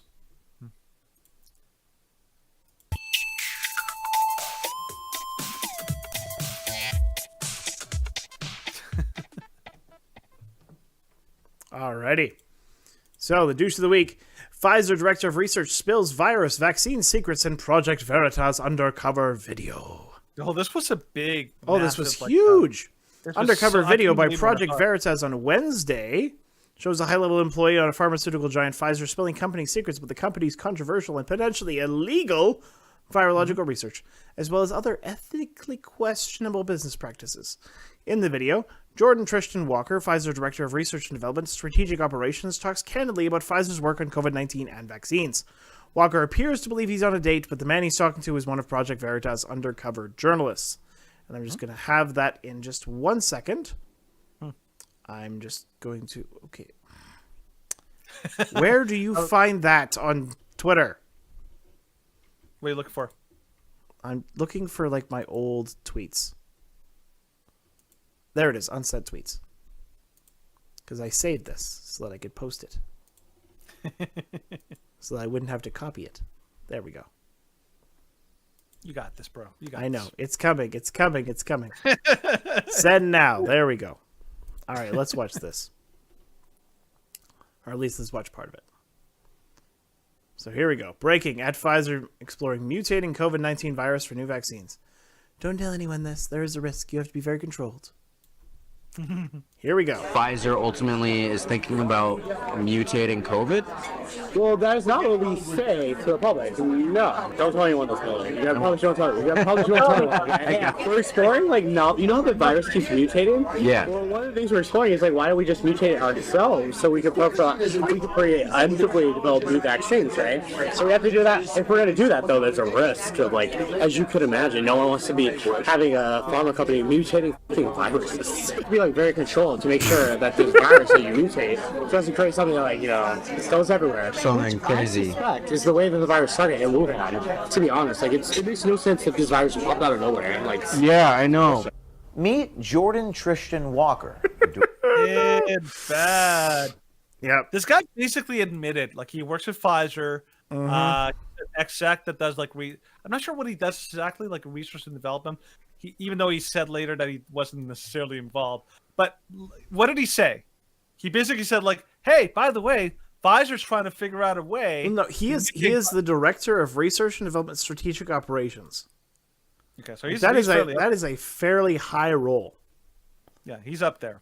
And he basically said, like, oh yeah, we're experimenting to see if we can come up with, like, new deadlier or like new strains that we can make money off of. He's basically talking about, like, by the way, if they were successful and got that means people die. That's how flippantly he's talking about. You know, hey, we could create a new virus and make money from it. Oh yeah, people will die. Who cares about that? Yeah, it's like, not a big deal. Not a big deal, right? So, like, these people are, like, legitimately, like, evil scientists, evil psychopaths. Like, yep, creating kind of stuff. And when I first saw this thing, I don't know if you, but when I first saw this, the first thing that came to mind was the Simpsons episode that kind of made this this case when Homer was dealing with these scientists that had messed with his brain and made him super smart. And he basically wanted to, like, you know, like wanted them to turn him back to his old foolish self. And yeah, there's like the YouTube video that showed that. I don't know if you can put it up, Steve. Okay.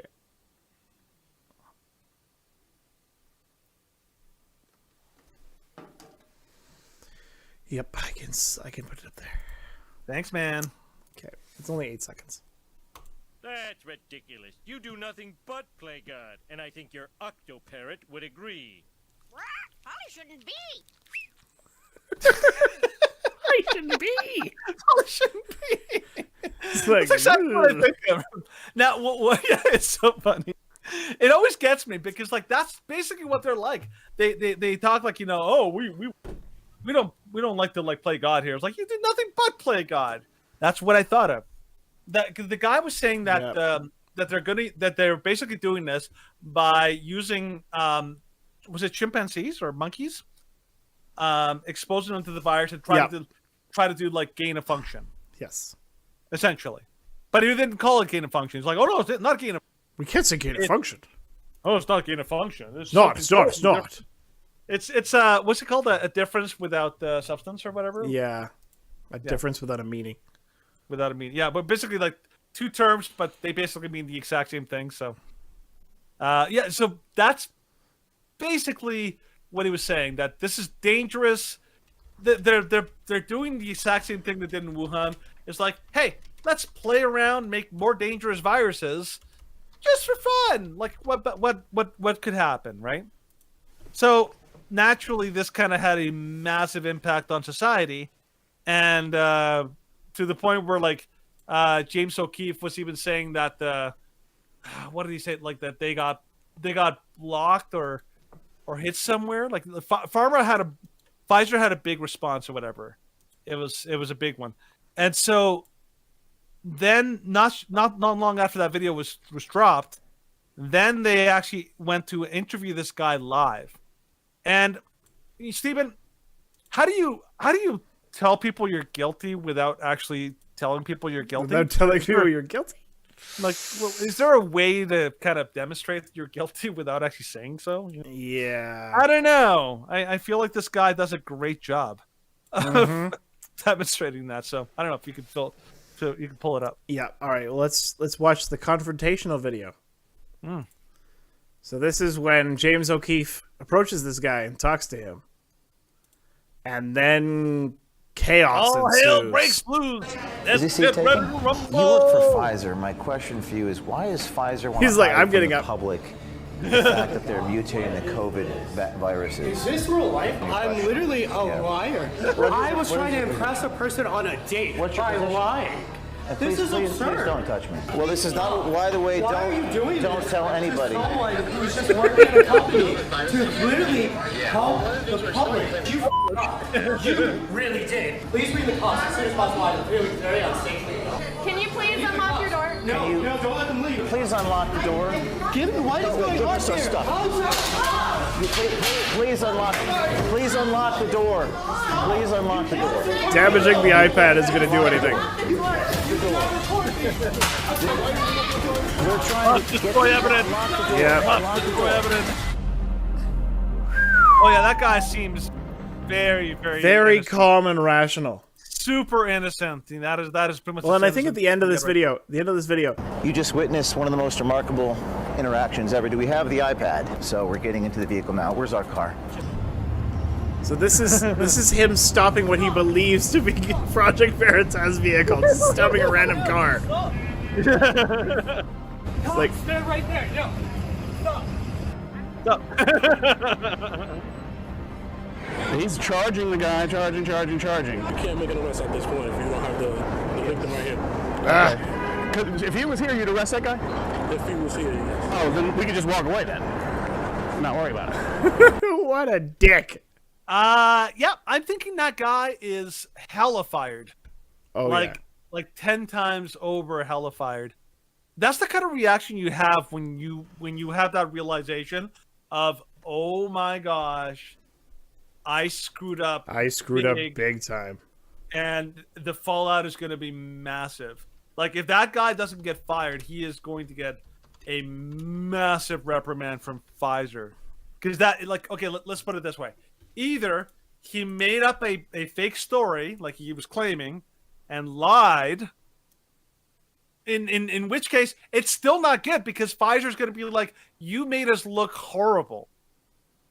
Even if he lied about it, he just said, like, you just created a PR nightmare for us. Mm-hmm. People are gonna think the worst about us now, so that wouldn't be good. But let's say he actually, like, it was actually, like, legitimately, like, true. That's like the worst. He basically whistle blew himself. It's like, it was bad. What are your thoughts on this, Steve? Oh no, this is like everything that he is doing makes it look like he's realizing how bad he messed up and how bad Pfizer is going to punish him. Like this, like we know really terrible things about Pfizer. Like, we know that they hold the world record for the largest settlement in human history. We know that they are a questionable company in terms of morality. Like, I would see them equivalent to essentially like Hillary in terms of morality. So, like, if I was this guy, I wouldn't be going after James O'Keefe anymore. I'd be tweeting hashtag I want to live, hashtag I didn't kill myself, because not believe the suicide note. Exactly, because Pfizer is the kind of company that would suicide this guy, and that's really sketch. It's like disappear suddenly. Like, where did he go? Yeah, like, nobody knows. Where did he go? Nobody knows. Yeah, they send him off to the new Epstein Island. You know. Yikes! The new Epstein Island is scary. But the guy is like okay. So look at the guy himself. Like, first of all, he had no qualms about attacking people. Like, phone. He's like, I'm feeling very unsafe right now. As he attacks people. And then in the video, as he tells people, "Oh yeah, I'm feeling very unsafe. Lock the doors with the people I feel unsafe with." And as he's tussling with the James O'Keefe's like security, he's like, "Oh my gosh, you're touching me! You're putting your hand." I'm like, "You're like wrestling with the guy." He's like, Just "Oh my god, whacking. stop grabbing me! You're He's harming me. You're harming me. Yes, literally, I'm breaking yeah. breaking your iPad right in front of you. Yeah. It's like, there's the evidence. I've got it all. I win. It's like we have backups, bro. It's like, No, I didn't think this through. But also, like, if you look at the video of the guy himself talking about what they're thinking of doing, like, it is so incredibly immoral and unethical that it blows your mind. Yep. Because like Oh, you 100%. have to know the human suffering that you're potentially causing. Mm-hmm. If you're part of that whole system, if you're actually part, he even had the audacity at one point to say, like, like, you're attacking me, even though I work for a company that's trying to help people and save lives. And I'm just like, are you freaking kidding me? Are you serious right now? Like, bro, what? What are you thinking? Really, bro? Really, bro? Come on, bro. What you talking about? There's a level of like it's like the banality of evil, right? Where like either he knows what he's doing is wrong, but he doesn't care, or he legitimately somehow doesn't know how evil his actions are, and all he can see is like the benefit for himself. Like the people who were all behind, because let's face it, you and I have looked into this. The chances that this came from a wet market are slim to none. And the chances that it came from like an actual lab. Now the question is, who are the immoral people that were behind that? And of course, we're never going to get the full details, but it seems almost likely that this may have been either accidentally or intentionally let loose. And the people who are responsible for that or behind that kind of stuff are immoral monsters because they were playing with fire, building Octoparrot, and Octoparrot. They built Octoparrot, and they let him loose, and then he just reproduced like crazy, and there's a million Octoparrots flying around killing people. It's like that's basically what they've done. Yep. We all have to talk about the Octoparrots. Oh, the good old Octoparrots. It's kind of like Stewie. Remember that episode of Family Guy where like Peter creates like a new town, Victoria, I think it was, and then he gets rid of all the guns. Yep. And then suddenly, like, after burning the guns, like all these little Stewie Griffin kind of octopus people, like they just like explode and they take over the town and like run over it. Like, no, get the guns, get the guns, get the guns. Yeah, and it's all over. It's all over by that point. Yeah, they should have known. Those fools. Yeah, but it's people like this. Like he's part of a much bigger group of people, but they're all responsible. Like if they had been able to get away with what they've done, who knows the amount of people, the amount of dead people that might exist now because of them. Right? It's incredibly like horrifying to think like these are the kind of people that are responsible for the mass incredible like death and suffering that we've all heard stories of for like the last year. These are the kind of people that are responsible for that. Yep. So, and this is just confirming like everything that we've been hearing, almost everything that we've been hearing over the past year, 2 years. It's everything that we said a year ago that we know was confirmed a year later. Like we said, of course, in early 2021, and they took down our first YouTube channel for it. They said, "Oh yeah, you can't talk about masks." So we had a special about masks, and they took down our channel 6 hours later. Yep. Oh, you can't talk about lockdowns. Well, okay. Oh, you can't talk about the jibby jabs. Well, we're talking about them now. And gosh darn it, we're going to keep talking about it, and we're going to keep referencing it in subversive ways to try and get around the censors, to try and get around the bastardization of truth that wants to be promoted by big tech, because we want to share the truth. And as Candace Owens says, we will scream the truth louder than they can scream the lies. That's a very common YouTube ad. I hate to say this, but like just like little touch on last week's news about the conservative like civil war, essentially. I think the only loser in that whole fight, because I mean, like, let's face it, Steven Crowder, his fans are all behind him. Daily Wire, their fans are behind him. I think the only loser in that whole fight was Candace Owens, because she legitimately looked like a very like unpleasant and very like unhinged person. She basically like came off as a Karen, and not the good kind, not the funny kind, but like the actual like, wow, girl, Like that was not a good look on you. I was like, dang. I personally, I've lost a lot of respect for Candace. See, I totally think have. like if we're referring to that, so of course if we're gonna be moving on to douche of the week, if we're going back to that story, like Steven Crowder is gonna lose way more. Because Steven Crowder is basically he has to stick with his own company. Nobody else will even look at him. No, but he was gonna do it anyways. He knew what he was. He knew that he was gonna have to go. Like the way I look at it is they're both right. I think that Steven Crowder was right in the sense that he sees the system is a problem, and it's gonna make it very difficult for new creators coming forward to really get to really break out, because he sees people burning out everywhere. Yep. So he's pointing out a problem. So he was right, but he was also wrong in that maybe it didn't look good for him to record and use the thing and all that. Daily Wire, I don't think that they were wrong in the sense that I don't think that they're trying to screw people over. I think maybe the contract thing. They should have done more research into the contract before they presented it. Yeah, because giving Crowder a contract that was basically you have to be remonetized in order for your contract to work. It's like, well, you should have just offered him a contract that didn't involve YouTube monetization and that was more based on other things. Because it's like, well, if he's with you guys and he can clearly access serious income because he has a whole bunch of supporters that will follow him from the blaze, then they should have addressed the contract that way. I did hear, I was trying to find it later. I did hear rumors that he asked for $30 million a year. Nah, that sounds well. Here's the thing: it seems unlikely because, Stephen had the opportunity to talk about that. If he actually did that, that's what Ben Shapiro said. Okay, well, here's the thing: when Stephen talked about it, he kept stressing that it was not about the money.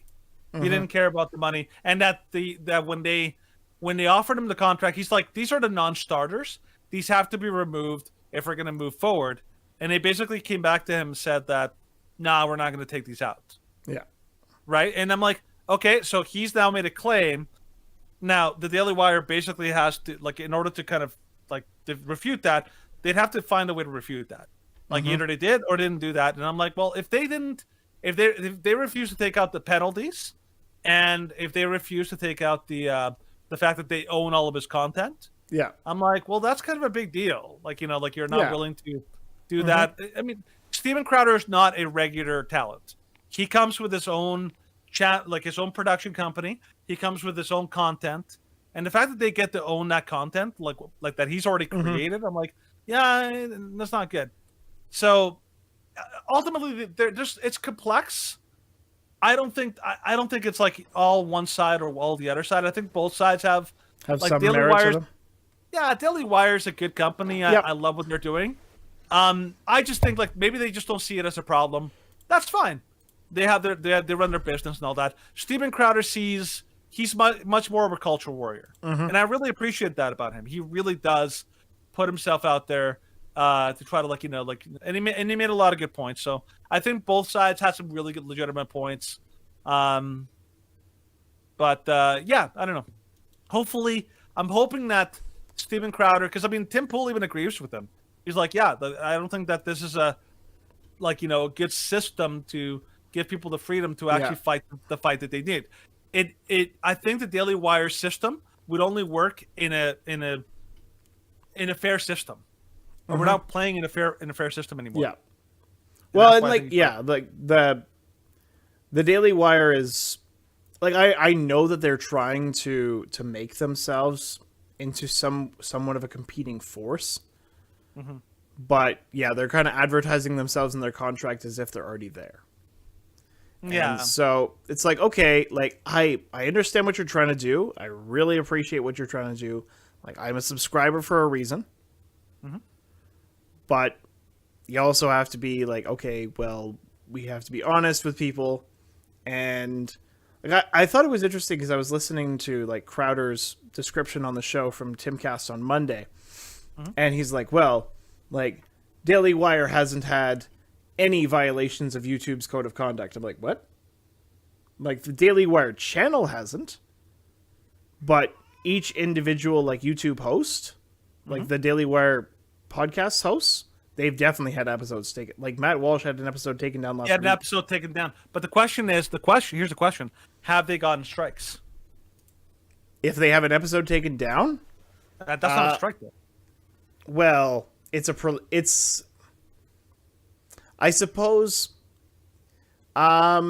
it depends. Because, like, if I look up for our channel, because, of course, our channel has one strike right now. Yeah, but what I'm saying is that, because even Jeremy from the Quartering talked about it. He's had like, content removed from YouTube, but he didn't get a strike. So I think it's yeah, you sort of have a warning, and then after the warning, then you have. But I don't know exactly how long because let's see, we have one active strike. We got a warning on November 15th. Yeah, but I think you're okay. Maybe there's a possibility you may be going by your own experience. Because warnings don't expire. Sure. So but like maybe like if they had, it depends whether Bright Walsh has already had a warning. Well, here's the thing. You've seen how YouTube is very arbitrary in how they throw out their things. Even Crowder himself said like it's impossible to figure out the system because they're literally just making it up as they go along. And so the idea, I'm like, yeah, like the fact that what's his name, Matt Walsh, got an episode removed. I'm like, this is not a regular content creator. This is a massive company that has a giant legal team, and you better believe that YouTube's going to be very cautious about how they hit them, right? So, bottom line, we don't know how. I haven't heard of them actually getting a full-on strike or being removed and all that. But I agree with what Crowder said, that if you yourself are building something in your contract that says if you get a strike or if you get removed from we're going to punish you too, I'm like, he's right. That is a punishment. I know what their justification is, like, oh, well, we have to make money. But I'm like, that doesn't really fly when you have Rumble and you have a whole bunch of other ways to make money. Yeah. I'm like, it wasn't, as I've stated multiple times, contract was a bit of a non-starter. I thought the whole recording people was really, especially the premeditated recording, and then showing up on their election live stream anyway was like, dude, that's just really underhanded. Yeah. Yeah, no, but the thing is too, we're trying to make it sound like Daily Wire is totally faultless here. I'm like, no, well, of course not. Like Daily Wire itself sent him they keep saying oh, we could have negotiated. Well, yeah, but even when he said these are non-starters, these have to be dealt with, they basically said no, we're not doing that at all. Yeah. I'm like, that's not negotiation at all. Even Brett Cooper came out on her Instagram, said oh, I don't have this thing if I get demonetized or whatever. I'm like, okay, then why, if you do it with her, why wouldn't you do it with Steven Crowder? So there's a lot of stuff where you're like, okay, that doesn't sound right, because I'm like, why, if it was just a negotiation, why wouldn't they actually follow up and be like, yeah, okay, we can work something different out, where if you get demonetized or removed, we're not going to enable them to do that. I'm like, if you're not even willing to talk about it, where you just say yeah, we're not giving you a contract without that. Yeah, that doesn't sound like negotiation. That sounds almost full on hardball terms. And I'm like, there's some problems with their narrative. Yeah, there are. Yeah. So ultimately, I hope that the new system in the future has to change, because we're moving into a totally different world. Yeah. And Crowder's right. We have to adapt. We do have to adapt. Yes. Yeah. So, anyways, that's where we're gonna end today's live stream. Thank you for watching. Thank you for listening. For those who participated in the chat, thank you very much. I know it was a little awkward coming over to YouTube just because we know that we're usually on Twitch and we usually have a fairly active commentary on Twitch, but problem is, of course, they don't like you calling out pedophiles. So that could be an issue going forward after our 30-day suspension when we are back on Twitch. So we'll see about that. We'll see what happens there. We will see indeed what happens. Anyways. Yeah, Steven, you and I, we're more like Steven Crowder. We're edgy, which means we keep getting like hit. Well, no, I think we directly referenced Matt Walsh when we called for them to be executed. So no. No, but we keep getting like hits and strikes. And yeah, well, we don't have lawyers to fight back. I know we don't. And we don't have an editing team to be like, okay, well, we're gonna cut this part out. Yeah, like Ben Shapiro, caught on like cameras. Like, can we delete that? Like, little part. That's great, right? Yeah, thanks, gang. Yeah. Yep. Anyways, so if you're following later on a recorded show, you can check us out on BitChute, YouTube, and Rumble. Of course, comment, like, subscribe. We want to get to 100 views, 100 subscribers on Rumble. That way we can live stream on Rumble too. That'd be great. That way we can maybe even cut off YouTube entirely, and then we can talk a lot more freely about all this sort of stuff. If you're following us on our text platforms such as Gitter, Twitter, Parler, Facebook, all that above, then comments, send us an email, send us a like, send us a review, tell us how we're doing. If you want to be a part of a future episode, then let me know. I'm supposed to be doing something with JoJo. I just keep forgetting to plan it. Because I'm helping him announce a conference that he's doing. I actually think he's doing it this weekend, so I'm like, oops. We had planned to do it a few weeks ago, and then we canceled, so I was like, crap. Gotta get on there, man. So I'll talk to him. I'll send him a message tonight and see if it's like, hey, let's try and schedule something quickly. Schedule it quick. All right. So Danny, sign us out. Hey guys, we're the Shrewd Dudes. Love doing our show. We love informing you. We love talking about politics. We always like to remind you, why be rude when you can be shrewd instead. Thank you for watching. We'll see you on Tuesday for our Tuesday News Day. Until then, thanks for watching and God bless.